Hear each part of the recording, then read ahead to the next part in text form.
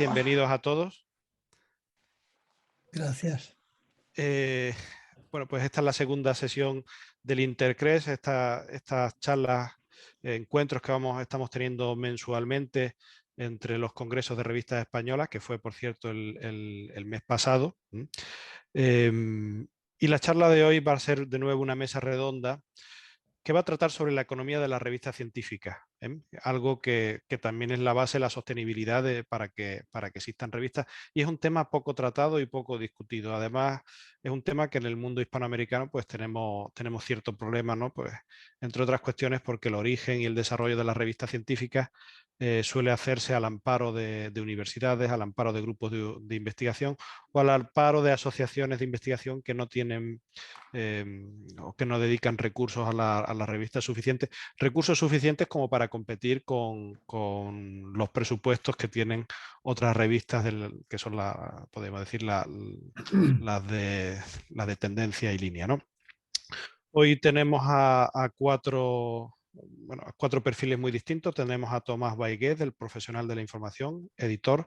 Tenemos a María Boixadera, de la Universidad Oberta de Cataluña, que es responsable de revistas científicas de la propia universidad.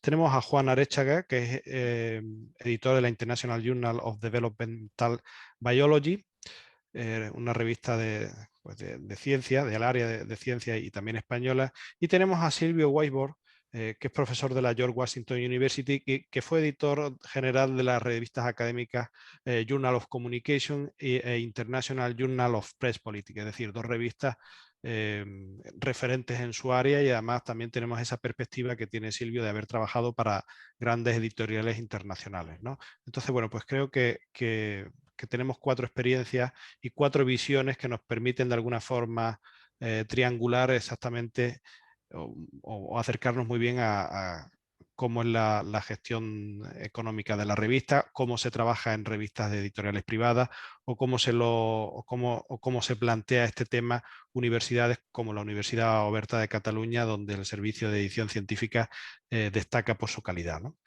Y sin más, Tomás, ¿te importaría comenzar a ti? Muy bien, pues vamos.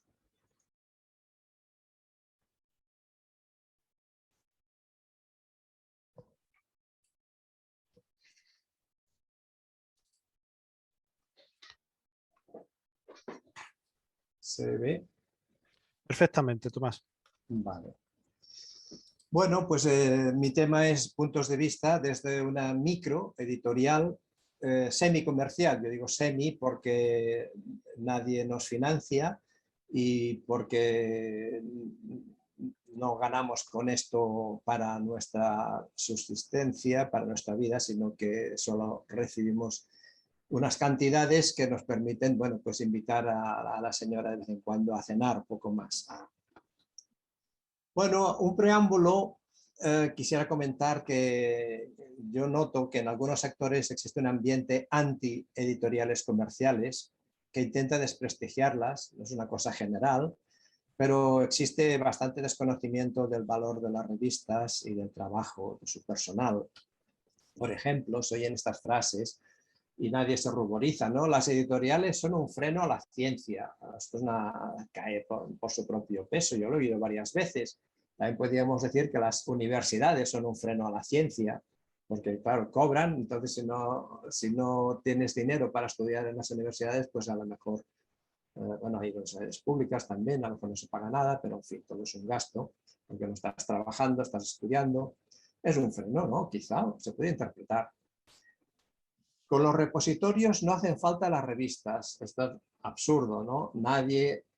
Todo el mundo tendría que saber que en los repositorios no hay ningún documento que haya pasado revisión por pares. Se sube y se aprueba cualquier documento que tenga aspecto de texto y que no se haga una burrada o que no sea pornografía o algo. Cualquier artículo sin pasar ninguna revisión por pares se puede depositar en los repositorios, preprints y esos, ¿no? Que las universidades pagamos 2 veces por los artículos, otra vez la ignorancia esta, ¿no? La universidad paga por los sueldos de los investigadores, de los equipos que utilizan, pero luego hay un trabajo que no se puede enviar directamente lo que hacen normalmente los autores. Hay un trabajo de revisión, de maquetación, de distribución, y esto alguien lo tiene que pagar. Es un trabajo que no hace normalmente la universidad.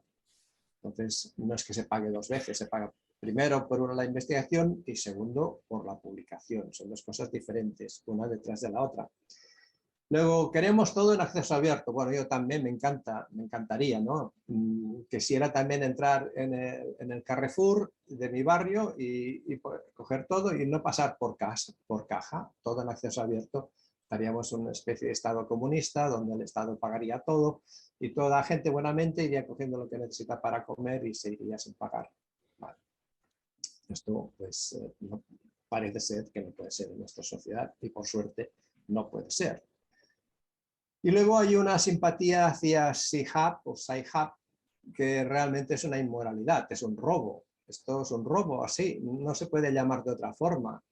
Y qué bien tenemos Sci-Hub. Bueno, es una vergüenza lo que oyes decir apoyando Sci-Hub. En la universidad hay una cierta mentalidad funcionarial, digo en general. Se ataca a las empresas privadas ignorando que crean puestos de trabajo.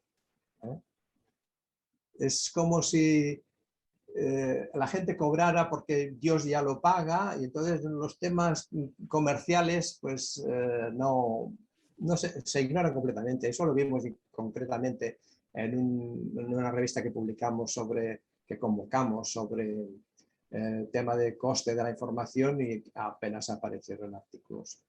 Entonces esto es exagerado, ¿no? Pero se podría llegar a oír: empresario, quita tus sucias manos de la ciencia. Eso es verdad, ¿no? Hay gente que habla de la pureza de la ciencia. Yo les digo, bueno, si quieres que todo sea gratis por parte de las editoriales, por la pureza de la ciencia, pues empieza tú no cobrando a fin de mes y regala tu sueldo a la universidad o a una fundación para pues, que fluya esa ciencia pura, ¿no? En fin, entonces un semi-empresario os va a presentar las intimidades económicas de una revista que tiene el orgullo de haber sobrevivido 30 años sin ninguna ayuda de las administraciones. O sea, somos comerciales en este sentido. Como ya entrando en materia, perdonad todos estos preámbulos, pues yo lo que constato es un empeoramiento económico de las revistas y un retroceso de la profesionalización. Esto es la pena, ¿no? Vemos no solamente revistas comerciales están perdiendo suscripciones, sino también en universidades hay una baja, hay una competencia muy grande. En cuanto he visto mucho cómo trabajan muchas revistas en universidades y realmente les faltan medios de todo tipo. Es un trabajo muy vocacional, la persona que se encarga de la revista tiene que dar clases y hacer 20.000 cosas y así no se puede hacer un buen trabajo. ¿Cómo se ha producido esta situación de empeoramiento económico? Pues empezaron en los años 90 la compartición de suscripciones. Una facultad se suscribía a una revista, la otra se daba de baja y se suscribía a otra, se intercambiaban. Empezaron los servicios de obtención de documentos que funcionan muy bien, primero por correo postal, luego por correo electrónico, luego ya se escaneaban los documentos. El pay-per-view de las editoriales también, que llevó a que muchas bibliotecas dijeran, bueno, pues vamos a pagar el artículo cuando lo necesitamos, el just in time, ¿no? Justo a tiempo, y dejamos el just in case, en caso de que alguien necesite un artículo, pues nos suscribimos todo el año a la revista, pues no hace falta, ya pagaremos cuando alguien pida un documento. Y luego vinieron las crisis económicas. La de 2008 fue la más importante, como sabemos, pero antes había habido ya 2 o 3 crisis que llevaron también los presupuestos de las bibliotecas al límite. La caída de la publicidad, sobre todo también cuando las revistas dejaron la versión en papel, que antes en esa época pues se podía cobrar 1.000, 1.500 euros por un artículo, perdón, por una página color, pues claro, eso con la revista online se puede pegar un anuncio a un artículo, pero claro, no tiene el atractivo, ¿no? Se acabó ese tipo de publicidad. Los banners Si la revista no tiene muchísimas visitas, pues dan muy poco de sí. Luego otro problema fue los big deals, los grandes negocios, digamos, los paquetes de revistas que las grandes editoriales que publican cientos o miles de revistas ofrecieron a las universidades, a las bibliotecas, ofrecieron un paquete de 500, 1000 revistas donde estaban los títulos imprescindibles, pero también había otras revistas que no les interesaban demasiado, pero que iban en el paquete, lo tomas o lo dejas. Entonces, las universidades se vieron obligadas a aceptar estos paquetes, a estos big deals. Y nos vimos perjudicados todas las otras editoriales pequeñas. No quedaba dinero para nosotros. Luego la competencia. Cada vez se crean más revistas, creo que es del orden del 20% anual, si no estoy equivocado, de nuevas revistas. Muchas desaparecen a los 2 o 3 años, pero en fin, hay mucha revista. Están las mega revistas, que claro, esto es esa burrada increíble, ¿no? Un editor normal no lo puede entender, cómo puede funcionar una revista que publica 60 artículos diarios, ¿no? Increíble. Y luego, pues también el acceso abierto, las revistas que se van pasando a acceso abierto, claro, automáticamente tiene más atractivo. Hay tantísimo para leer, mucha duplicación de los temas, pues a lo mejor mirando en las revistas de acceso abierto, luego ya no tienes que entrar en las otras de suscripción. Los repositorios, pues hemos dicho antes que no tenían una calidad garantizada, pero bueno, si es un artículo publicado desde una universidad, escrito por un autor famoso, pues ese artículo tiene ciertas garantías de calidad. Y claro, el saber ocupa lugar, ¿no? Tenemos una capacidad limitada de poder absorber información. Las redes sociales también aportan su cantidad. Y luego la piratería, ¿no? La piratería que hemos dicho antes con Sci-Hub, pues también se roba su parte del mercado. Entonces, esto es lo que ha sucedido con las suscripciones, que han ido descendiendo. Esta curva la presenté hace yo 4 años o así en un congreso, y ahora simplemente pues la prolongación real, cifras reales, número de suscriptores que tenemos en EPI, estamos alrededor de los 120 en 2021. Un bajón importante se produjo en 2015 con el abandono del papel, ¿no? Es curioso, pero bastantes personas dijeron, no, si la revista no está en papel, ya no nos interesa la suscripción. He puesto una línea de tendencia potencial y parece ser, yo diría que el número el descenso se va aplanando, ¿no? Y yo creo que dentro de 4 o 5 años estaremos alrededor de 100 o de 95 suscriptores, si no ocurre ningún cataclismo. ¿Qué pasa con los costes? Pues que los costes van aumentando y los ingresos van disminuyendo. ¿Qué pasa? ¿Qué tenemos que hacer? Pues empezar a cobrar APCs. Y esto es lo que somos ahora, una revista híbrida que se subvenciona cobrando a los autores. Ahora mismo casi es un 60%, va a más, y un 43% de suscripciones que va a menos. Empezamos a cobrar APCs desde 2015. Claro, esto nos lo hemos permitido y la gente lo ha aceptado. Al principio pues era una época 2015, aunque en el campo de las ciencias sociales costaba la idea de pagar por publicar, pero ahora ya es una cosa que se ha aceptado en general y que nos lo hemos permitido, como decía, porque claro, estamos indexados en la Web of Science y en Scopus, y eso pues los investigadores necesitan publicar en revistas indexadas en estas bases de datos. ¿Qué hacíamos antes con el exceso de dinero que teníamos? Pues podíamos asistir a congresos, que es una obligatoriedad, pienso, ¿no? No es un lujo ir a un congreso, los editores tenemos que estar formados y el personal de la revista en general tiene que estar asistiendo a congresos. Nos permitíamos montar un stand en la mejor feria del mundo, el Online Meeting, una feria de información y documentación, ya desapareció hace 6 años, pero montábamos un stand allí, era un punto de encuentro de españoles, y luego pues hacíamos también intermediarios, hacíamos intérpretes. Muchas empresas españolas que venden productos de información venían allí, no tenían fluencia de inglés, y nosotros les arreglábamos y les hacíamos intérpretes en sus visitas a comerciales allí de la feria. Tomás, 2 Luego, minutitos. gracias. Y luego, muy importante, podíamos pagar a los evaluadores. Estuvimos pagando durante 3 años evaluadores, primero 80 euros por artículo evaluado y luego bajamos a 50 y luego ya con la caída no pudimos seguir pagando, que creo que debería ser básico. Tenemos que subir las APCs para poder pagar a los evaluadores, pero esto aún cuesta. Se lleva mucho dinero porque además cuanta más calidad tienes, ahora lo vemos, pues más artículos recibes, más tienes que evaluar. Estos temas pues ya son muy conocidos, ¿no?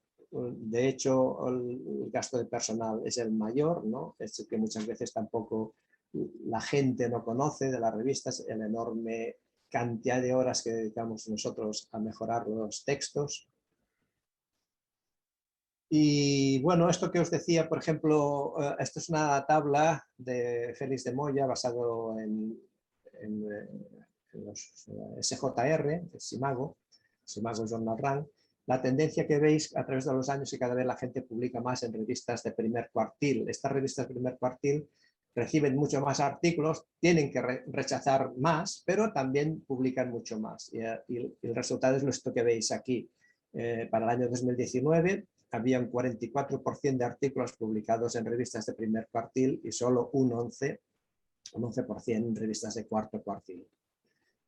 Entonces, claro, esto es un gasto extra que se va acumulando, tener que evaluar más artículos, aunque no paguemos, es más tiempo y más trabajo por parte de la redacción de la revista.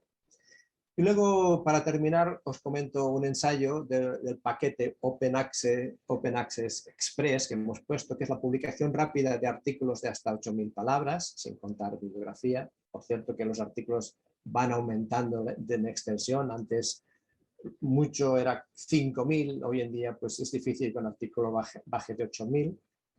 Publicar en acceso abierto, publicar en castellano y en inglés, con la traducción por parte de una agencia de traducciones profesional, incluido en el precio, la traducción, perdón.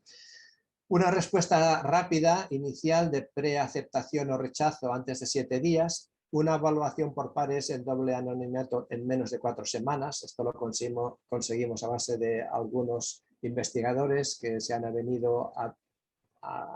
comprometido a trabajar rápido, a evaluar rápido, y EPI en este caso les ofrece una pequeña compensación de 50 euros. Bueno, el precio es de 2.207 euros y como resultado en 10 meses se han recibido 9 artículos, de los que se han rechazado 6, 56%.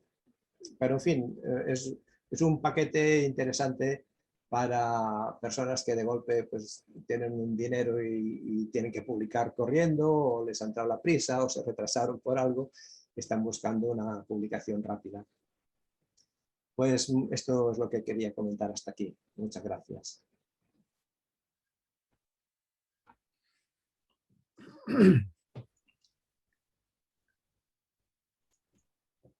Rafael, creo que no te oímos, estás con el micrófono cerrado. Lleva razón, disculpa.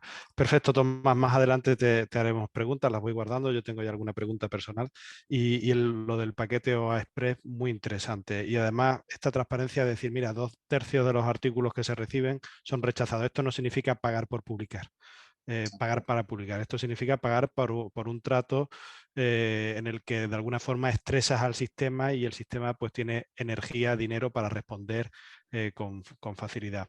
Pues si no te importa, María, era tu turno, ¿verdad? Pues continúas tú y me quito el micrófono.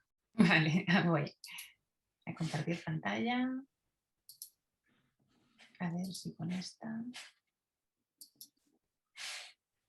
La veis correctamente, ¿verdad? Sí, se perfectamente. ve. Bueno, pues la comparto. Bien, pongo el cronómetro. Ahora sí es completa. Sí, mejor, gracias. Pues bien, voy a hacer un repaso en el caso de las revistas de la UOC. Ya lo ha dicho Rafa, es un poco la previsión de las slides es numerosa, pero voy a intentar daros las ideas fuerza para cada una de ellas y luego si queréis profundizar en mirárnoslas en el detenimiento, sin ningún problema. Para situarnos, vamos a tratar todos estos temas, pero antes es necesario ver qué atributos tienen de entrada las revistas académicas de la UOC para luego ver tanto esto como su modelo de gestión impactan en el presupuesto. Bien, las revistas de la UOC es un caso distinto al que hemos visto ahora, es un caso de que le podríamos llamar University-led o Library Publishing, es decir, que son revistas que su rentabilidad y su retorno de inversión no es un requisito. En el caso de la UOC son digitales, tienen un objetivo de tener la gestión profesionalizada, son de acceso abierto, están orientadas a la calidad tanto editorial como científica, buscan el impacto, la visibilidad internacional y sobre todo, y el punto más importante, que la orientación temática se ajuste también a las áreas de conocimiento de referencia de la propia universidad. En estos atributos se les da respuesta con un modelo de gestión que tiene los siguientes pilares, que es lo que hemos dicho, una gestión académica o una dirección académica, también una coordinación editorial y una gestión de tipo editorial técnica, una pata tecnológica muy importante al ser 100% digitales, también el pilar de la indexación, la monitorización de la visibilidad y el impacto. Tenemos también el pilar del catálogo de revistas, cómo se configura, qué decisiones se toman para ellas, la estrategia institucional que se marca para llevarlas a cabo y también pues, su impacto en el presupuesto. Ahora vamos a hacer un repaso evolutivo de estos distintos pilares para que veáis lo que ha ido cambiando a lo largo del tiempo para hacerlas posibles y luego vamos a ver todos estos cambios y evoluciones cómo han ido impactando en el presupuesto que se ha dotado para ellas. La evolución, si paso de aquí, ¿es esta? Es que ahora no me pasa. Aquí, esta, la evolución, aquí. Bien, tenemos estos 4 pilares principales. El titular para mí o la idea fuerza para mí en esta slide es que veáis que en todos estos pilares la UOC ha ido decidiendo profesionalizar mucho poco, aquí ya no entraremos, pero ir profesionalizando cada uno de estos pilares en distintos momentos del tiempo. Luego podéis ahondar en qué y cómo, pero la idea que queríamos transmitir en esta slide era la evolución profesionalizadora, la orientación a profesionalizar los 4 pilares. Respecto al catálogo, he hecho aquí el mapa evolutivo de todos los años, pero aquí la parte interesante que interesa localizar es cómo en cierto punto, en un rango de años de 3-4 años, se revisó el catálogo y se decidió tanto cerrar como reorientar temáticamente, cambiar equipos directivos, asociarse o buscar tanto un publisher, ¿no? de más envergadura o establecer acuerdos de coedición. Esto es la parte más importante que queríamos reflejar en la parte del catálogo. Respecto a hitos estratégicos que son los que al final marcan que cambien ciertas cosas, os hemos reflejado aquí los más importantes. Tenemos tanto la creación de la comisión de publicaciones, la publicación de un protocolo para marcar las reglas del juego, la integración de toda la gestión en un equipo centralizado y en el área de la biblioteca para generar las sinergias entre las tareas propias de gestión y también la indexación, la visibilidad y también la calidad. Todo lo que hemos también llevado a cabo respecto a mejorar la calidad con distintas etapas del plan de calidad y también para garantizarlo a partir con sistemas de plagio, con mecanismos de compromiso que son los planes estratégicos que se elaboran en combinación con el equipo técnico, del académico y al final el institucional. Estas son los hitos que han influenciado mayormente en lo que es el presupuesto y la gestión. Aquí es esta, no, ¿ves? Es que va saltando, disculpad, de acuerdo. Sí, antes de pasar al presupuesto, teníamos también interés de reflejar hitos de impacto y visibilidad que se han ido consiguiendo a lo largo de los años. Y aquí os hemos también destacado aquellos más relevantes, como puede ser, ¿no? La primera revista que fue aceptada en Scopus y luego en Dialnet, que hemos también optado al sello de calidad de FECID, que hemos también conseguido que una revista también ya esté en el JCR, y cómo también hay que tener en cuenta, o también está bien tener la visualización de por lo que respecta a impacto y visibilidad, nos lo tomamos casi como una carrera de fondo, ¿no? En que a veces lo intentas una vez y tienes que volver a intentarlo tantas veces para ir mejorando hasta que consigues el objetivo que te has propuesto. Estoy pensando ahora mismo en el caso del sello de FECID, que no siempre ha sido con resultado satisfactorio, pero no por eso lo hemos dejado de intentar, incluyendo mejoras para que en los procesos pues, el resultado sea mejor. Y ahora sí, teníamos la slide que se me salta, perdonad, del presupuesto para también dejar claras, ¿no? En cifras y qué significa. A nivel de cifra objetivable os hemos facilitado aquella que es más sencilla de entender, que es lo que respecta a lo que la UOC dedica y ha ido dedicando a lo largo del tiempo en la producción editorial. Como veis, aquí el titular que nos parece interesante compartir es que de no ser, de haber tomado todas las decisiones importantes que os hemos reflejado en las slides anteriores, esta curva no hubiera sido ni tan ondulada ni tan prudencialmente hacia arriba, ¿no? Que se podría haber disparado exponencialmente hacia arriba sin ningún tipo de control, y es la intención de reflejarlo así era un poco para que veáis cómo se puede evitar, ¿no? un crecimiento exponencial de un gasto, que es al final un presupuesto de la universidad, y cómo se puede llevar a cabo una gestión razonable y razonable del gasto, ¿no? Y aquí os lo he contrapuesto con todas aquellas otras partes que también tienen un coste, que es más difícil de contabilizar debido a que son de personal o que tienen que ver con decisiones que han impactado en la producción editorial. Tenéis en la parte de la zona más inferior lo que consideramos que es un coste interno, que tiene que ver con personal.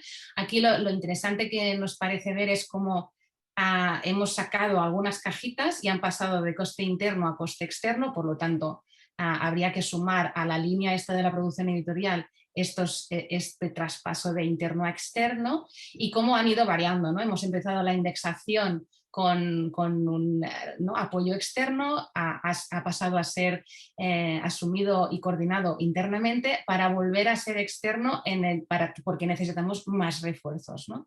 En el caso tecnológico empezó internamente y, como veis, ya se sitúa en un modelo SaaS. Por lo que respecta al coste de producción, como veis, ha sido más o menos constante, mientras la UOC solo ha dedicado un presupuesto objetivable a la calidad editorial de la producción editorial de las revistas científicas, y en este momento que se ve como sube el gasto es porque también ha decidido llevar a cabo la producción editorial a las revistas de divulgación que también existen, y también hemos decidido dotarlas de un proceso de calidad de producción editorial. Y como veis, hay una constante que es internamente esa coordinación que tiene la parte más importante que tiene que garantizar es el mantenimiento de que la calidad y los procesos se llevan a cabo correctamente y la máquina no se para, ¿no? Y aquí tenéis también la reflexión. Y el otro constante también es la dirección académica, que evidentemente sin una dirección académica no habría opción de tener revistas.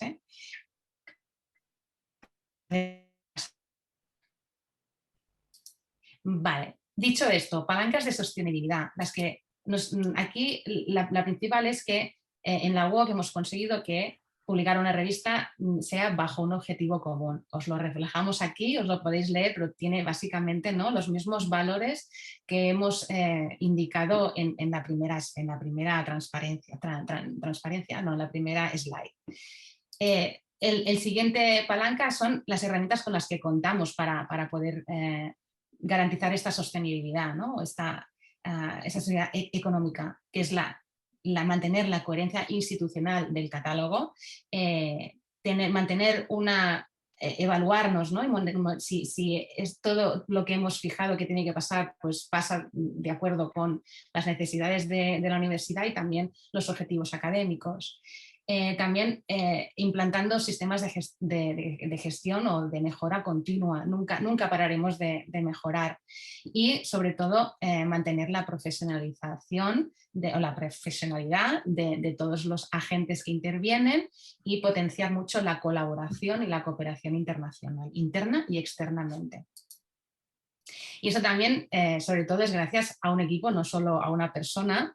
Y aquí pues, os los he querido también mostrar. Creo que Ciro también está conectado, con lo que si hay preguntas, adelante, seguro que también os puede contribuir. Y pues os quería presentar también el equipo, que no está solo tampoco, que también sumamos con la academia el apoyo, por supuesto, institucional y también con una red de proveedores bastante importante.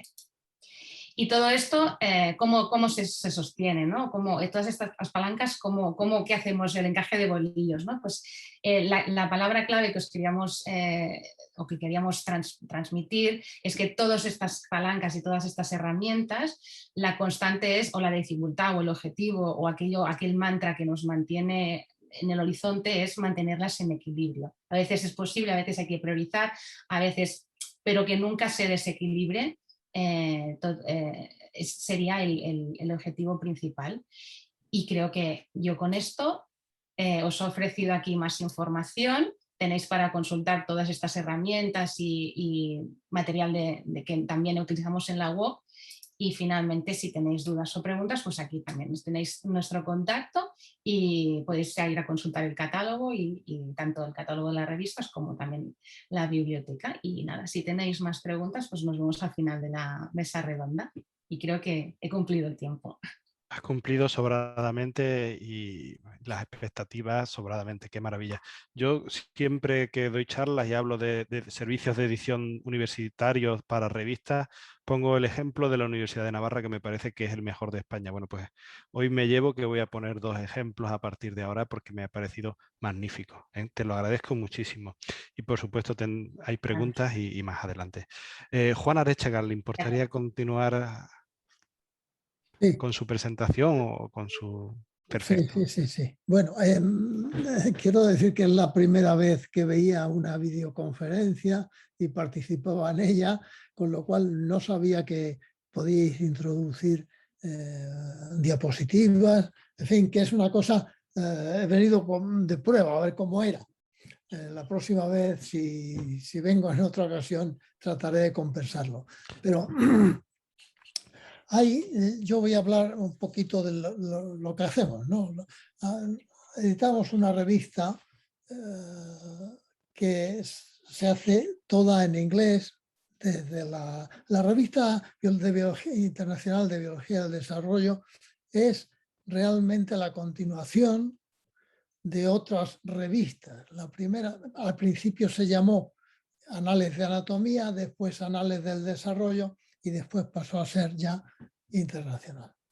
Entonces, la nuestra tiene las ventajas y los inconvenientes de hacer una cosa en inglés y tal.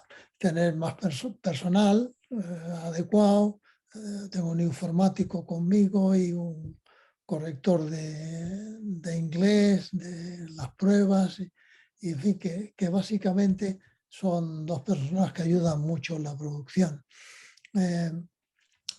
Yo me gustaría destacar quiénes son los enemigos de la revista en este sentido. Y los enemigos de las publicaciones científicas españolas son variados, pero diría, en primer lugar, los consorcios de bibliotecas. Los consorcios de bibliotecas están haciendo que disminuyan significativamente las suscripciones. Nosotros afortunadamente pues nos pensamos bien, pero esos son unos. Otro, el Open Access gratuito, ¿no? Como hablaba antes Tomás perfectamente. A mí me gusta, suele decir que a mí también me gustaría que la Coca-Cola fuera gratis, ¿no? Pues sí, eso es el pecado fundamental de todas estas personas. Y luego, los intercambios. Yo soy en contra de los intercambios, porque lógicamente las editoriales pueden pactar con ellos, intercambiarse, y entonces no se mejora el producto, ¿no? Entonces, y por último, quisiera decir otro enemigo importante, que son los mega journals. Los mega journals están destrozando la especialización de las revistas y eso merecería ya un estudio particular de eso, ¿no? En cuanto a lo que era el tema de que la financiación, nosotros nos financiamos fundamentalmente de las suscripciones y también nosotros cobramos por servicios asociados, como puede ser el factor, el acceso libre, como puede ser la compra de números sueltos, etcétera. Tenemos algunas cosas, podemos hacer así. Hacer una revista en inglés competitiva no es muy sencillo y eso lleva también sobre todo en ciencias, fundamentalmente en ciencias experimentales, en biología experimental y en medicina experimental, pues es importante que haya muchas ilustraciones y eso también tiene sus costes y sus ventajas y sus desventajas. Pero nosotros hemos conseguido ya hacer una revista, cuidamos mucho las portadas, todo ese tipo, cuando son imágenes. Y eso también pues lleva su coste asociado.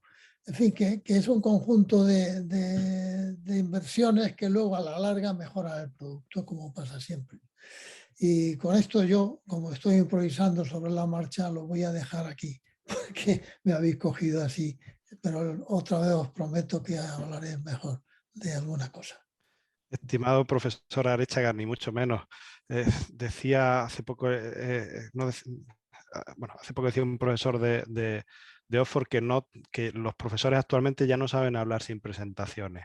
Ha lanzado usted un par de pistas que me parecen muy interesantes y que si nadie las pregunta las haré yo, ¿no? Pero desde luego, y además, yo cuando hablo o pienso en el sistema de revista en acceso abierto, pienso en un libro, la trilogía de Escotado de los enemigos del comercio. Pues de alguna forma me ha recordado lo que usted ha dicho y además por argumentos similares. ¿Cuáles son los enemigos de la revista? Porque son comunes, es decir, son esta gente que piensan que lo complejo es fácil, que la realidad es simple, que la complejidad no es ni más ni menos que una suma de grandes números y la complejidad es otra dimensión. Entonces, claro, cuando tú piensas que las cosas son fáciles, piensas que pueden ser gratis y las cosas no pueden ser gratis. Bueno, y sin más pasamos a Silvio Weisbord. Por favor, Silvio. Ahora tenemos la oportunidad de conocer a alguien que ha estado en una revista. Esto es poco común en España porque hay pocas revistas en España que hayan dado el salto a nivel internacional y tenemos a Silvio que ha sido editor de dos de las grandes revistas del área de comunicación. Es decir, que ha estado en un contexto donde la financiación no tiene que preocupar al editor, cosa que en España es la gran preocupación. Entonces queremos conocer cuál ha sido la experiencia de Silvio Weisbord pues trabajando en unos contextos donde la sostenibilidad económica de la revista está garantizada. Muchísimas gracias, Silvio. Muchas gracias a ti, Rafael, por la invitación y por la presentación y un placer estar con ustedes y intercambiar algunas ideas. Bueno, como Rafael apuntó, mi experiencia fue de ser editor de dos revistas en el área de comunicación, periodismo, medios. La primera fue el International Journal of Press and Politics, que es editada por Sage, y fue parte, digamos, de la tendencia de Sage de expandirse particularmente en el área de comunicación. Originariamente esta revista fue una revista que fue fundada en Harvard por la Escuela de Política, y llegó un momento donde no hubo consenso, digamos, sobre qué hacer, o el perfil sobre esta revista, algunas desaparecencias internas, y la revista estaba, digamos, disponible a la venta. Y ahí donde Sage compra esa revista como parte de su expansión. Como parte de ese proceso me invitan a mí a ser editor, y yo fui el editor, digamos, el primer editor de esta nueva versión de la revista, del 2008 al 2014. Y como apuntó Rafael, digamos, es el modelo comercial que imagino que ustedes conocen bien, en el sentido, digamos, de que no eran cargos, digamos, o costes de mi universidad, sino que los costes estaban pagados por Sage. Sage tenía todos los costes, tiene un proceso de descentralización de la edición, de la maquetación, del envío y respuestas de trabajos. Fundamentalmente los costes fueron de mi universidad, fueron darme un curso, sacarme de un curso si yo podía dedicarme a esto, y la asignación de un asistente editorial. Fue un proceso, digamos, en el cual fue relativamente sencillo, fue el comienzo, digamos, de la centralización de estos servicios. Gran parte de estos servicios de Sage siguen estando en India, donde Sage tiene una oficina que se encarga de todos estos servicios de apoyo de cientos o miles, supongo, después yo fui editor del Journal of Communication, que es una de las primeras revistas rankeadas en el campo de la comunicación. Esta revista, junto con 4 o 5 otras revistas más, son propiedad de la Asociación Internacional de Comunicación, que es una de las asociaciones de investigadores de comunicación con más miembros en el mundo, alrededor de 4.000, 5.000 miembros, dependiendo del año. Y esta organización, que se conoce por sus siglas en inglés, ICA, tiene un acuerdo con grandes grupos editoriales. Por varios años lo tuvo con Wiley, y en un momento durante mi mandato en el Journal de Comunicación pasa a tener un acuerdo similar con Oxford University Press. Y el acuerdo es que las editoriales dan una cantidad importante de dinero, importante en el sentido del presupuesto anual de la ICA, para la publicación de estas 5 revistas. Entonces, un trato, digamos, que está atado fundamentalmente a la sostenibilidad financiera de la ICA. Y si Sage es grande, cuando hicimos el traslado a Oxford fue aún mucho mayor, en el sentido de la cantidad de revistas que el grupo editorial o el grupo de edición dentro de Oxford se encarga. Obviamente esto coincide, son 2 editoriales comerciales en mi experiencia, que coincide, digamos, con el gran salto en la economía en escala de la publicación, obviamente no en mi campo, sino donde lo conozco un poco mejor, en humanidades y en ciencias sociales, y la centralización de los servicios básicos para diferentes tipos de revistas. Un tema que fue mencionado anteriormente es que a medida, digamos, en estos 10 años que yo tuve de experiencia, lo que vi es justamente el incremento desenfrenado de la cantidad de artículos que llegan diariamente a estas revistas o trabajos para consideración. Cuando yo comencé eran en estas revistas 2 o 3 papers al día. Cuando salí del Journal of Communication estaba bordeando 4 artículos al día que eran enviados, lo cual dramáticamente bajó el índice de aceptación. Estas revistas hoy en día deben tener un índice de aceptación del 3 o 4%. Cuando yo comencé estaba alrededor del 7 o el 8%. Y dado que ambas revistas están rankeadas entre las 10 primeras revistas, tanto en comunicación política, en estudios de medios, digamos, tienen esa ventaja comparativa frente a cientos de otras revistas que tienen un índice mucho más alto de aceptación y un número mayor de trabajos que son enviados diariamente. Las revistas no pagan a los evaluadores, nunca lo han hecho hasta donde yo sé. no son de acceso libre tampoco, sino que el acceso está dado a través de, obviamente, membresía a las bibliotecas de universidades o suscripción privada, que es un porcentaje ínfimo de cómo la gente, cómo los y las colegas acceden a estas revistas.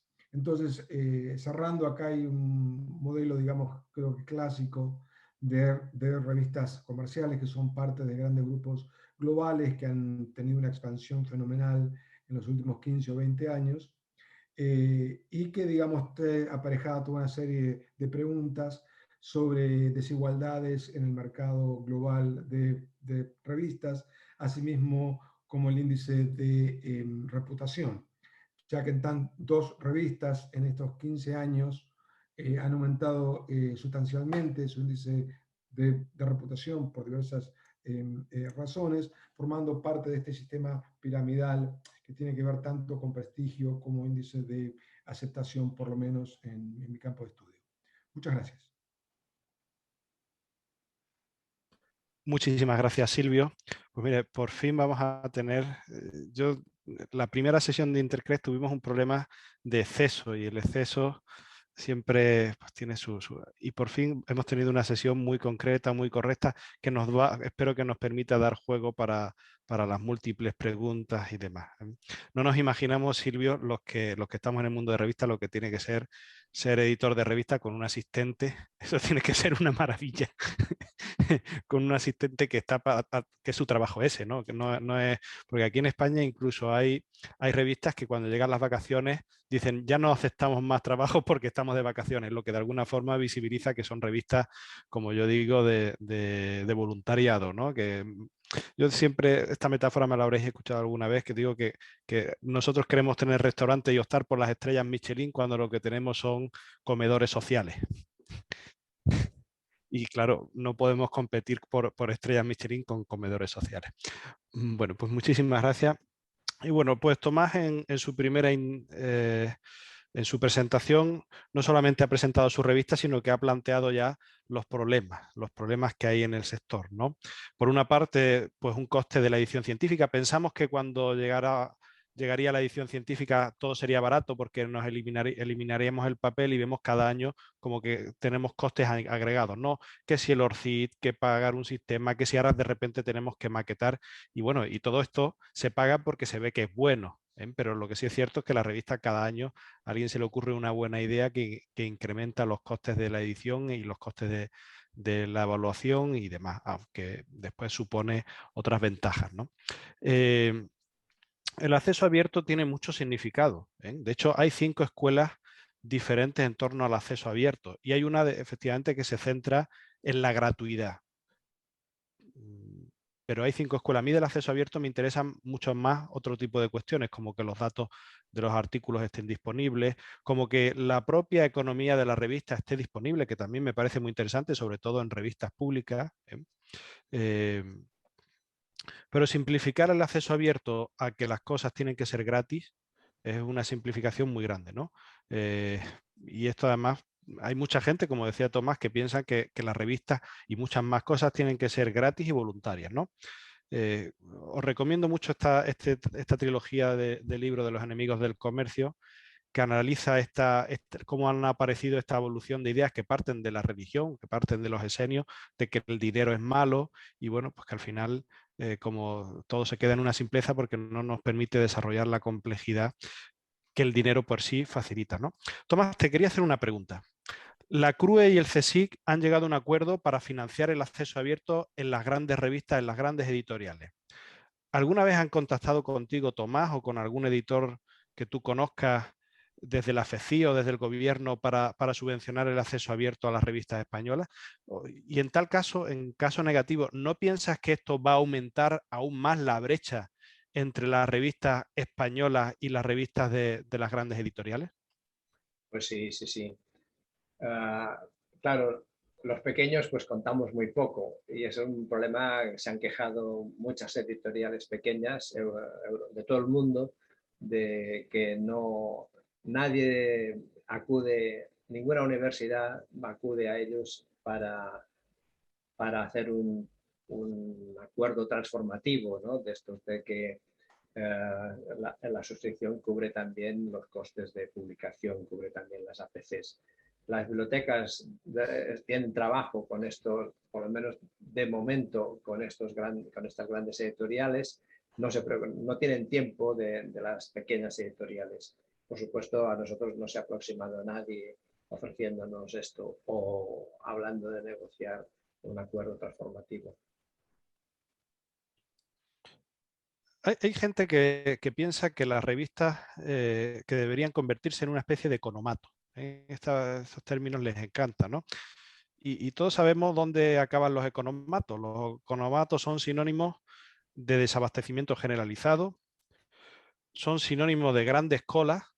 Yo me imagino que grandes colas para publicar, porque efectivamente la sostenibilidad económica permite agilidad para llevar a cabo los procesos de edición y de evaluación.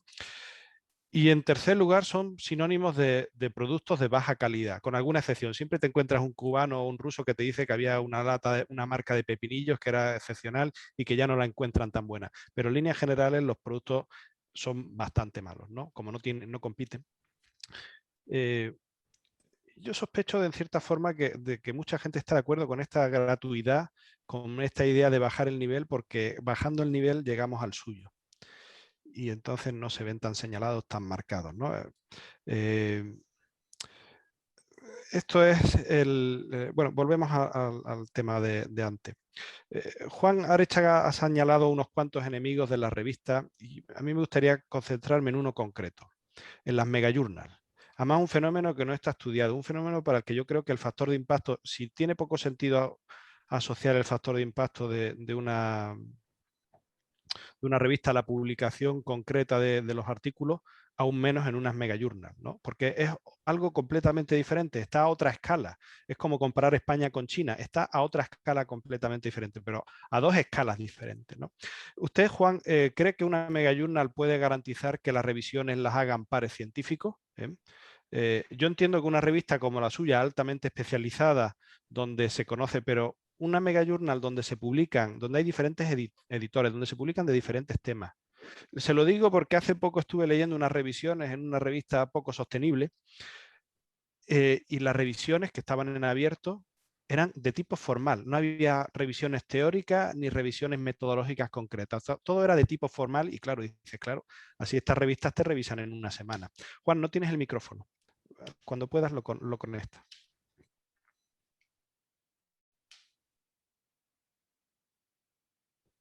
Juan, el micrófono, lo tienes desactivado.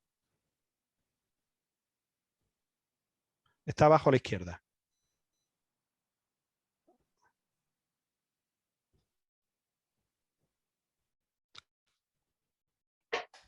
Ahora. Sí. Yo creo que efectivamente el tema de los megajournals, primero, es un negocio fabuloso. Yo incluso tengo un artículo sobre eso y una estadística que hicimos de los millones de PLOS ONE, que ha generado PLOS ONE cuando empezaba. Y se asocia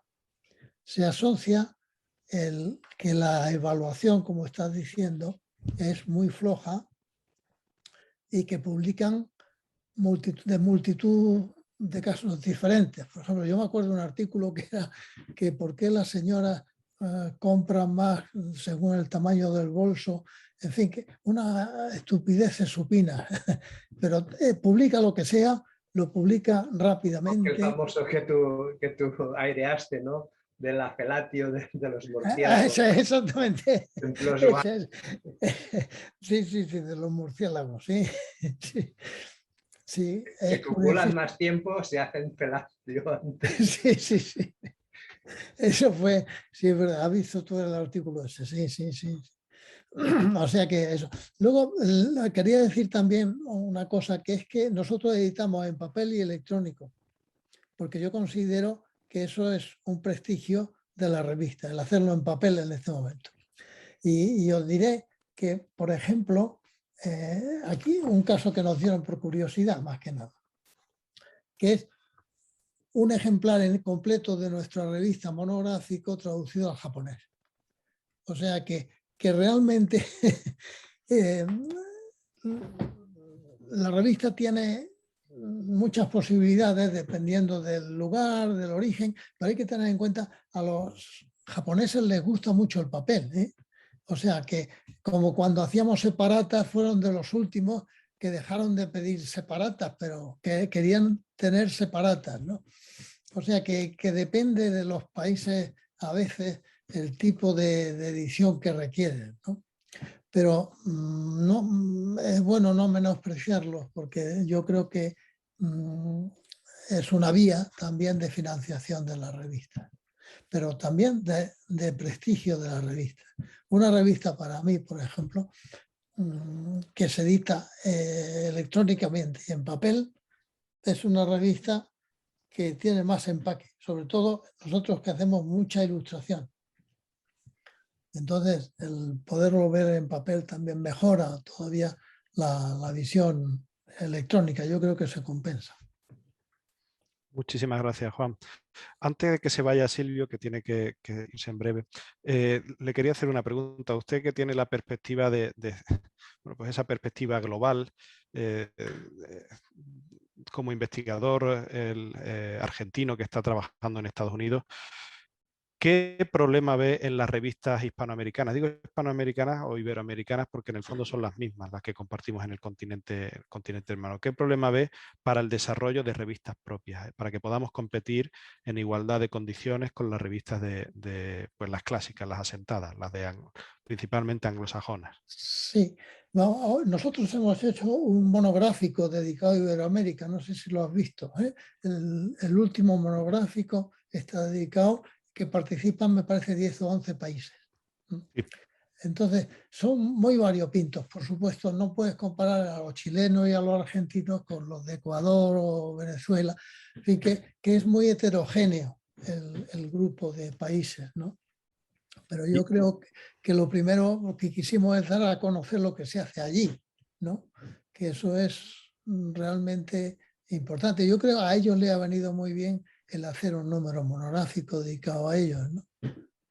Pero sí, eso es una dimensión importante para nosotros, sobre todo como españoles, ¿no? Y la misma pregunta se la quiero lanzar a Silvio Weisbord. Gracias. Yo creo que hay dos problemas fundamentales. Uno es el tema de la sostenibilidad económica. Y creo que hay dos modelos históricamente. Uno es la universidad misma, la que sostiene económicamente, con recursos, yo diría, bastante modestos, el proceso de edición. Y el otro fenómeno, digamos, de sostenibilidad, que está vinculado con fundaciones o con fondos que se consiguen de consejos nacionales de ciencia, que estos modelos de financiamiento son temporarios. Entonces yo creo que, por lo menos en el caso de mi campo, hubo revistas que tuvieron su impacto, que tuvieron su presencia, pero tuvieron un modelo económico bastante, digamos, endeble, en el sentido que estaba sostenido a las prioridades de una fundación o de fondos del Consejo Nacional de Ciencia. Entonces hay problemas de sostenibilidad económica, lo cual hace, digamos, que fundamentalmente sea un compromiso institucional de la universidad de sostener esta revista. Y después hay un problema de entrada, digamos, y de jerarquización dentro de un sistema global, en el sentido de que, como se mencionó varias veces, ya cada vez es más un sistema bastante poblado de revistas. Si bien hay una creciente demanda por publicación, sigue habiendo, digamos, un número importante de revistas, y se hace más competitivo, se hace más difícil que revistas nuevas o relativamente nuevas y con una sostenibilidad económica incierta pueden competir, digamos, en el mismo nivel con revistas ya más establecidas. Más allá, digamos, del interés de investigadores en publicar en revistas de mayor reputación o con un índice de aceptación más prestigioso. Entonces yo creo que la combinación de esos dos problemas, un problema de sostenibilidad económica y, digamos, un escenario global con una población mayor de revistas, creo que son los problemas más complejos que revistas académicas en comunicación, medios, comunicación política están enfrentando actualmente. Muchísimas gracias, Silvio. Gracias por tu generosidad y gracias por todo lo aprendido. tengo una pregunta de Daniela Musico. Dice, estoy de acuerdo con... Bueno, esto se lo pregunta, me imagino que o a Tomás o a Juan Arechaga. Los dos, en el fondo, han dicho este argumento. Estoy de acuerdo con usted que no se debe regalar la Coca-Cola, además porque hace daño, pero la cuestión es quién debe pagar los artículos, ¿no? Creo que los investigadores no deberían pagar por leer un artículo, sería como pagar por leer un libro en una biblioteca. Gracias de todo por su interesante intervención y por hacerla sin presentación. Hombre, tengo que decir que hay gente que compra los libros y hay gente que los lee en la biblioteca. El tema de la posesión es importante y eso ha existido siempre. De hecho, la revista... un elemento que no comentó Tomás en la evolución de su revista es que cuando surgen las fotocopiadoras, cuando Xerox mete la fotocopiadora, las revistas, mucha gente se deja de suscribir a revistas porque ya podía fotocopiar, ¿eh? Tradicionalmente había muchos investigadores que estaban suscritos. Leamos a Ramón y Cajal o a Marañón y vemos que estos hombres se gastaban buena parte de su sueldo en estar suscritos a las revistas que le interesaban, ¿no? Esto parece que se terminó con la fotocopiadora. Bueno, ¿y quién debe pagarlo? Y además ahora le preguntaremos a María Boisadera porque creo que en la UOC tienen claro que lo tiene que pagar la UOC y que eso le resulta muy beneficioso a la UOC en otras dimensiones.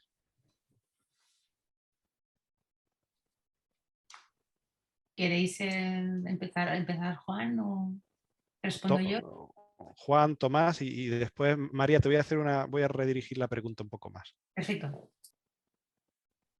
Bueno, pues alguien lo tiene que pagar, evidentemente, pues el que se beneficia más de esto es el autor o la institución donde trabaja el autor. Yo creo que es normal que si la gente pagamos por un montón de servicios, el servicio de publicación, pues también sea de pago. El investigador normalmente dispone de un presupuesto para sus aparatos, sus investigaciones, sus encuestas, pues debe disponer también de un dinero para publicar, que es el final del... No se puede pensar en una investigación que no se publique. No tiene sentido guardarse los datos en un cajón. La investigación tiene que publicarse y esto cuesta un dinero y tiene que venir del mismo presupuesto de donde ha salido el dinero para investigar. Juan, por favor. Sí, vamos a ver. Yo voy a poner un ejemplo, el copyright. El copyright nosotros lo cobramos, lo damos gratuitamente a autores que justifican por falta de medio o lo que fuera. Y claro, la satisfacción que me produce a mí y a todos nosotros que hacemos la revista, cobrarle a Elsevier o a Wiley derechos de reproducción es más que nada una satisfacción inmensa. Muchísimas gracias, Juan. Bueno, pues yo creo que estoy más con... Entiendo, efectivamente hay varios beneficiados. Por supuesto, el centro que lleva la investigación se beneficia de eso. Pero creo que aún más beneficioso es el centro que no tiene nada que ver con la investigación y en cambio la mediatiza. Es decir, que a la Universidad Oberta de Cataluña le interesa mucho, por ejemplo, ser referente en educación con los artículos que hacen sus profesores, pero también con los artículos que ellos evalúan y que ellos difunden a través de su revista de educación. Y como digo educación, digo otra cuestión. María, ¿cuáles son para ti los beneficios que para una universidad como la UOC supone tener revistas de primer orden?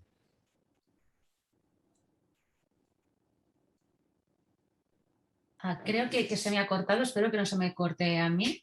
Si me puedes repetir la última parte de la pregunta, que no te entendí. Sí, la pregunta es ¿cuáles son los beneficios que una universidad como la UOC obtiene, o tú crees que obtiene, de tener revistas de primer orden y gratuitas? Es decir, esa inversión que hace la UOC en que sus artículos sean gratuitos, en que no se reduzca o no se desprecie la calidad de los procesos editoriales y que incluso cada año vayan mejorando, ¿en qué crees tú que beneficia a la UOC? Beneficia en ser coherente con sus objetivos fundacionales y su misión y su visión a la hora respecto a una universidad, ¿no? En la parte de obligarse también a transferir conocimiento de manera con la máxima calidad, exigiendo la máxima calidad porque es una universidad, no se pueden hacer las cosas de cualquier manera, y añadiendo su sello de calidad, así como, por decirlo de alguna manera, ¿no? Si el logo de la universidad tiene que ir en algún sitio puesto, pues tiene que tener ciertas características coherentes con los valores principales de la universidad. Y en este caso coinciden o evidentemente no se han hecho no coincidir, ¿no?, con el carácter de abierto, de digital, transferencia de conocimiento y la especialización en las áreas que en estos momentos se consideran principales. Es una manera de intercambiar, transferir conocimiento, captar talento, generar alianzas, cooperar, colaborar, y no solo para que vengan hacia nosotros, sino también tener la capacidad de añadirse en iniciativas que también funcionan, ¿no?, que también son relevantes en ese sentido.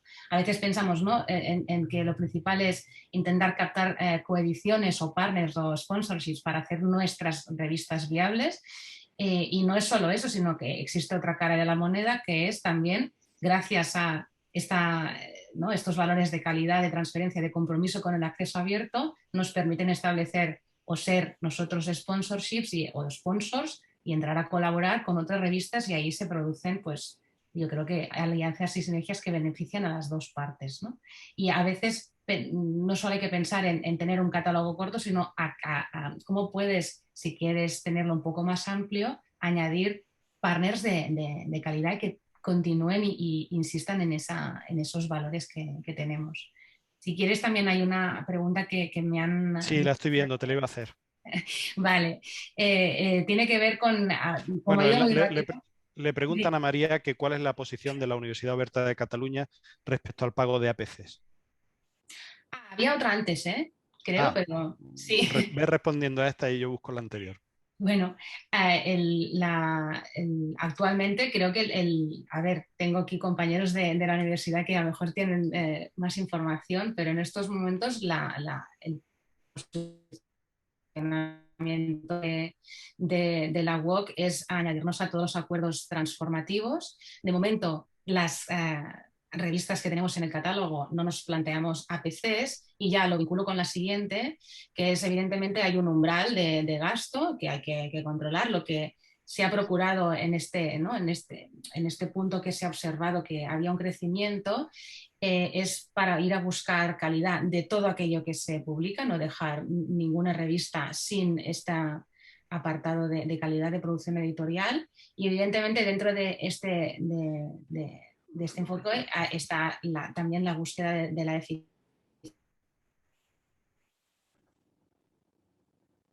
Todo este niño, obviamente, hay una parte que bien tiene el objetivo de que no sea exponencial ni descontrolado, y también está la otra parte, que evidentemente la universidad en cualquier momento puede decidir que existe un umbral, y eso puede pasar, y cuando exista este umbral habrá que tomar otro tipo de decisiones para mantenernos dentro de este umbral. Es decir, en ningún momento existe tampoco la sensación internamente en la universidad que podemos ir aumentando sin explicación, sin argumentación, el gasto que se dedica a las revistas, sino que siempre hay un proceso de verificar que los aumentos que se están preveyendo tienen un porqué, tienen una razón de ser.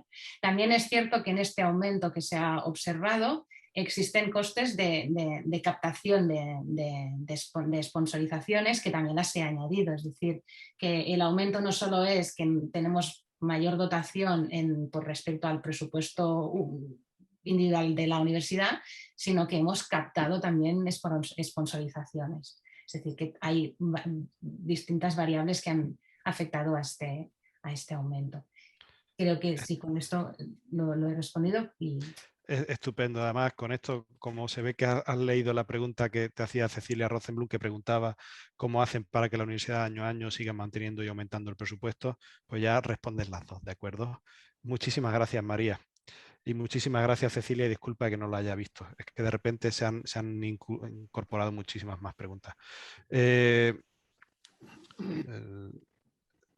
No sé si Tomás Baiguet o Juan Arechaga quieren añadir algo, alguna alguna idea, algún mensaje que matice? Bueno, una idea que yo hago a todos los editores de revistas españolas, que miren, traten de que lo que se hizo antes no se pierda. Nuestra revista va a hacer 70 años y vamos a digitalizar desde el número 1. Entonces hay una tradición ahí de 70 años que no puede perderse, que era lo que se hacía en una España de otra época, pero que hay aportaciones muy interesantes, ¿no?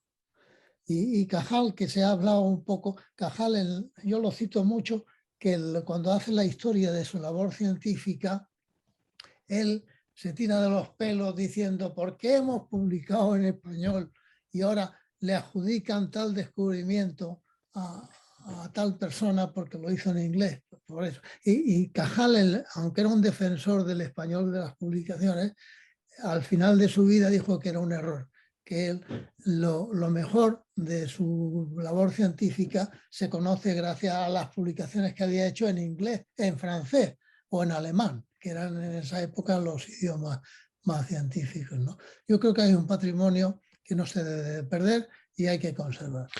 Y tenemos ahí un problema con que se van a perder muchas revistas que son personalistas. Y hombre, hay revistas muy malas, pero también hay revistas que han llegado muy lejos. El propio Cajal tiene una revista que el CSIC no hizo otra cosa que en el año 83 cerrarla. O sea que... Yo siempre que lo veo al director de publicaciones del Instituto Cajal, le digo eso. ¿Por qué no hacéis una revista que se llame Archivos de Cajal, por ejemplo, ¿no? Sí, o la continuación de la revista de Cajal, que bueno, pues La 30 propia años después revista de Cajal. o 40 años después la puedes volver a sacar, Sí, sí, indicando sí, que sí. tiene un histórico, no lo sé. Pero esto no vamos a tener prestigio si tenemos un modelo personalista en el que se muere la gente y se acaban las revistas, ¿no? Y tenemos muchas revistas que merecen la pena salvarlas. Y tampoco vamos a tener un buen modelo si el dinero que tenemos para acceso abierto se lo mandamos a las revistas anglosajonas. Ahí tenemos, en fin, tenemos una tal. Arturo Martín hace una pregunta a última hora y bueno, dice, no creo que las universidades miren con malos ojos a los editores comerciales, pero es un escándalo que un autor tenga que pagar por su trabajo. El problema de la calidad de los trabajos no lo solucionan ni las publicaciones en abierto ni las revisiones por pares que como las universidades privadas se guían por el lucro más que por la calidad. Esto no tiene nada que ver con EPI. En mi opinión, lo que hace falta son comités de calidad de nivel gubernamental con personas honestas y de fiar que lean por completo los artículos. Los editores comerciales se están aprovechando de la necesidad de algunas personas de conseguir la permanencia en la universidad. Así que todo me parece un juego de pillo. Bueno, Arturo, tendría que decirte que algunos sí, otros no. Es decir, que las revistas clásicas no están publicando más artículos de españoles porque haya mucha necesidad en España. Son estas revistas que están surgiendo y que se están ganando el respeto en los bancos internacionales, pero no en la academia. Y de hecho ya parece que la NECA está tomando datos. Y bueno, también es que el profesional de la información, y ahora Tomás, te doy la palabra, el profesional de la información, si no cobra, que además es un dinero muy ajustado, porque el profesional de la información es una revista en acceso abierto en el sentido que es muy transparente, ahí tienes los datos económicos. Que ese sentido, por cierto, me gusta a mí que el cuasi sinónimo de la gratuidad. El acceso abierto con transparencia me parece que funciona mejor que el acceso abierto con gratuidad. Que debería ser gratuita. Yo pienso que el profesional de la información debería ser de pago, es decir, que la gente lea lo que no tiene sentido es que todo el mundo pague por algo que solamente le interesan unos pocos. Efectivamente, que el autor tiene que pagar, bueno, pues hemos visto que por suerte en el profesional de la información no hay beneficios excesivos y ese dinero realmente sirve para pagar los costes de edición, ¿no? Pero bueno, Tomás, si no te importa.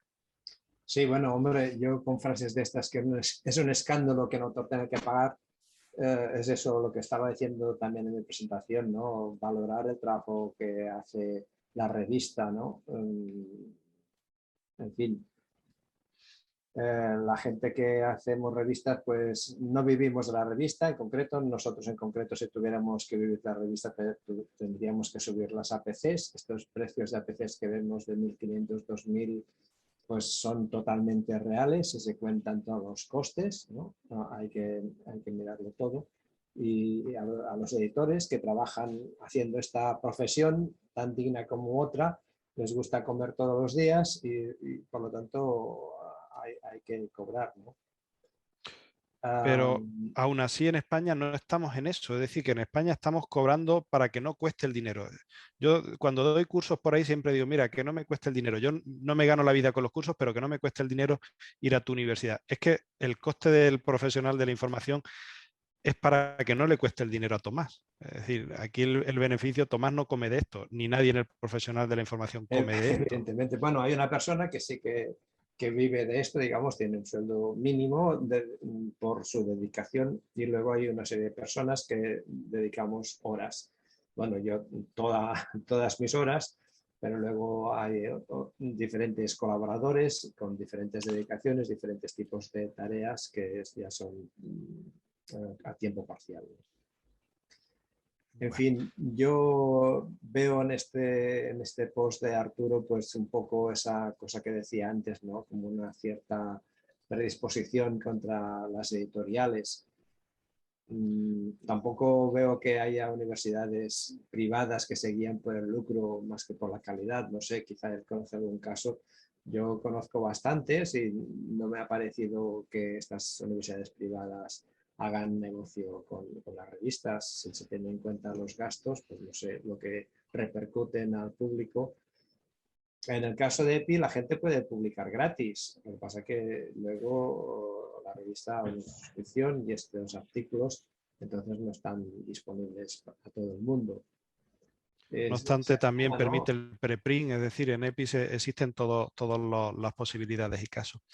No, perdón, bueno, preprint no permitimos, ¿eh? Yo No pensaba que sí. permitimos, y lo decimos claramente porque el preprint es un artículo sin evaluar. Entonces no queremos tener relación, que EPI tenga relación con un artículo que está sin evaluar. Y lo que es más grave, este preprint en un repositorio se puede llevar todas las citas, como se ha demostrado con algunos artículos, que un preprint en un repositorio está recibiendo una cantidad de citas y cuando sale el artículo definitivo, evaluado, revisado, maquetado, entonces casi nadie lo consulta ya porque ya todo el mundo ha estado consultando y citando el preprint. Entonces, no queremos el preprint. Primero, porque quizá no es de suficiente calidad, como se ha visto ahora con el tema de COVID, con los preprints falsos, digamos, con erróneos, y luego por esto que podemos perder las preciosas citas, ¿no? Bueno, vamos a continuar, como dice Atilio, que efectivamente que los autores generan manuscritos, pero la que consolida el manuscrito como una investigación es en la revista a través de la evaluación de los editores, de la evaluación de los evaluadores externos y de la difusión de los trabajos, ¿no? Bueno, y ya para ir cerrando, les recuerdo que en los meses de verano no tendremos Intercres y estamos planificando, Tomás Baiguet y yo, cuál será el próximo tema de septiembre, que veremos el 29 de septiembre, que es miércoles, Día de los Santos Arcángeles. Tenemos varios temas en la mente, con lo cual si nos quieren escribir y proponer algún tema, perfecto. Por ejemplo, los megajournal, habríamos pensado también sobre ética en revistas científicas. A mí se me había ocurrido hablar también de algo que en principio está también teniendo mucha relación con los megajournal, que son los monográficos de revistas, el significado de los monográficos y las estrategias del uso de monográficos y cómo hay que hacer monográficos en el contexto de las revistas para que sean correctos y no perjudiciales, y en fin. Estamos ahora debatiendo en ese debate y os animamos, os invitamos a hacer propuestas de futuros monográficos, de futuros temas para Intercres para septiembre, para octubre, para noviembre y bueno, para diciembre no, porque es mala fecha. La última semana de diciembre será mala fecha.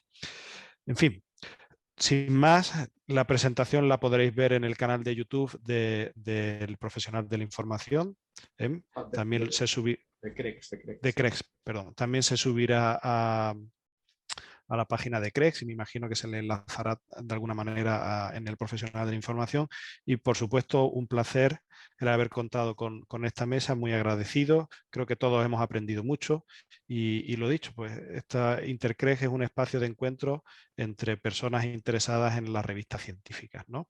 Así que nada, esto es nuestro y lo hacemos pues como veamos que vamos necesitando. Así que ustedes propongan los temas, incluso si quieren proponer ponentes, pues nosotros encantados. Un fuerte abrazo y que tengan un buen verano. Muchas gracias. Gracias a ti, Rafa.